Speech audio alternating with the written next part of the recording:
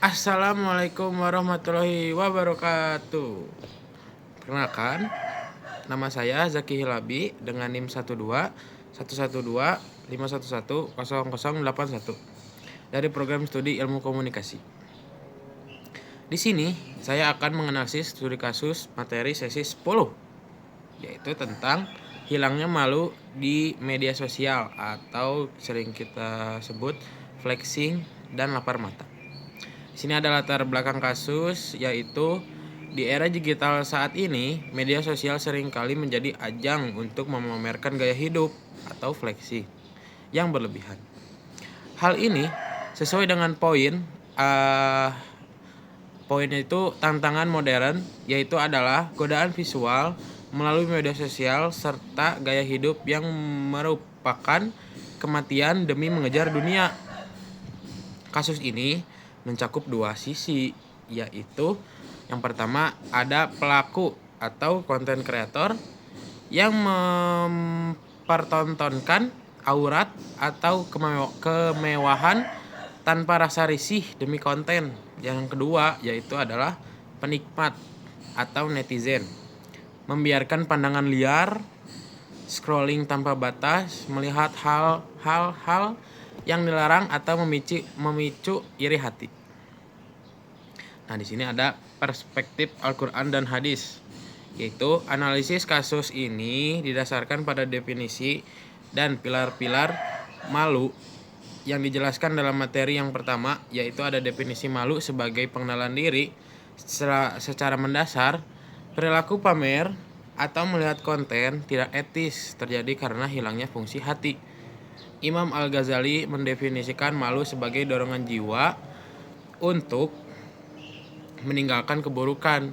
Jika seseorang memiliki rasa malu, ia akan merasa diawasi oleh Allah dalam kesadaran batin. Bukan sekedar takut dicela manusia, Nabi pernah bersabda bahwa malu adalah bagian dari iman. Hilangnya rasa malu ibarat hilangnya pakaian Nabi Adam yang menyingkap aib. Nah, di sini ada materi yang kedua, yaitu ada 3 pilar malu dalam menghadapi media sosial. Dalam kasus penggunaan media sosial, Nabi Muhammad SAW memberikan panduan melalui 3 pilar malu. Yang pertama, yaitu menjaga kepala atau pikiran dan penglihatan. Dalam konteks media sosial, ini berarti menjaga apa yang kita lihat dan apa yang kita pikirkan. Perspektif Al-Qur'an, Allah memerintahkan dalam surat An-Nur ayat 30-31 untuk menundukkan pandangan atau pandangan liar di media sosial dapat menjerumuskan pada dosa maksiat. Dan perspektif hadis, menjaga kepala juga berarti mengosongkan pikiran dari niat jahat dan mengisinya dengan ilmu atau refleksi diri, bukan konten-konten sampah. Dan yang kedua, yaitu adalah mengendalikan perut, hawa nafsu dan kelelahan. Kasus flexing atau pamer harta sering berkaitan dengan ketidakmampuan menahan hawa nafsu. Banyak ya. Atau bahkan memakan harta yang tidak halal. Dalam penerapannya, malu mengajarkan kita untuk hidup sederhana dan menolak keuntungan haram, bukannya berlomba-lomba dalam kemewahan. Dan yang terakhir, ketiga,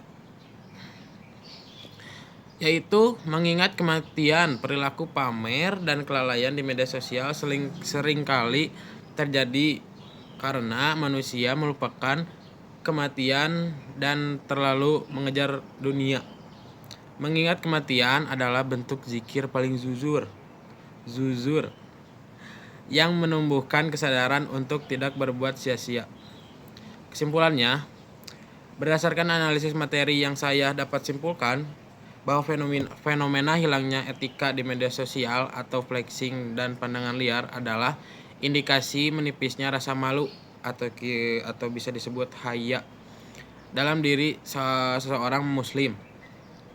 Esensi masalah hilangnya pakaian atau spiritual atau malu membuat manusia tidak ragu menampakkan aib atau dosa, seperti sama sepertinya dengan simbol terbukanya aurat Nabi Adam.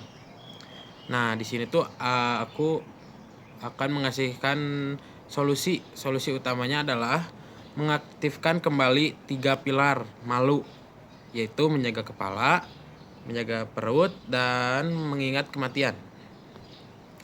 Hasil akhir harmoni antara iman dan malu akan melahirkan benteng moral. Malu menjaga dari dosa, atau seperti menahan jari dari komentar buruk atau mata dari konten maksiat. Sementara iman menjadi cahaya yang penuntun perilaku. Cukup sekian analisis studi kasus tentang hilangnya malu di media sosial materi pertemuan sesi 10. Saya tutup. Wassalamualaikum warahmatullahi wabarakatuh.